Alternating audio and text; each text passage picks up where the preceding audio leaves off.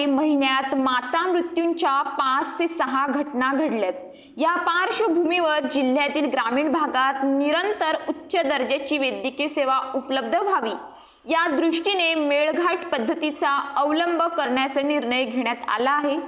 यानुसार शहरी निमशहरी भागातील वैद्यकीय अधिकारी यांना साखळी पद्धतीने जिल्ह्यातील ग्रामीण भागात असणाऱ्या आरोग्य संस्थांमध्ये सेवा द्यावी लागणार आहे। यामुळे गावांमध्ये निरंतर उच्च दर्जाची आरोग्य सेवा उपलब्ध होईल असा दावा करण्यात येत आहे।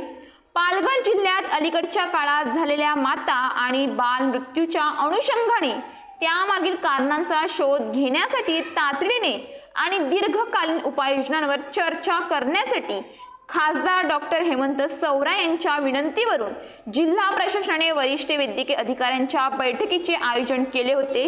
या बैठकीला जिल्हाधिकारी गोविंद बोडके, जिल्हा परिषदेचे मुख्य कार्यकारी अधिकारी भानुदास पालवे, जिल्हा सहल चिकित्सक, जिल्हा आरोग्य अधिकारी आणि त्यांच्या अंतर्गत असणारे वरिष्ठ अधिकारी सहभागी झाले होते।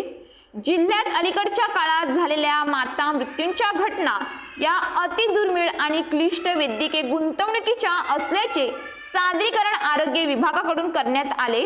त्याचबरोबरीने उत्तम शिक्षण देणाऱ्या वेगवेगळ्या वैद्यकीय महाविद्यालयांना पाचारण करून त्यांच्याकडून निवासी वैद्यकीय अधिकाऱ्यांसाठी विशेष उपक्रम राबवण्याचे देखील सुचवण्यात आले। गुंतागुंतीच्या प्रसूतीमध्ये रक्ताची आवश्यकता पाहता पालघर येथील रक्तपेढी लवकरात लवकर कार्यरत करणे तसेच प्रत्येक ग्रामीण रुग्णालयात रक्तसाठा करण्यासाठी व्यवस्था उभारण्याबाबत पावले उचलण्याच्या सूचना देण्यात आल्या।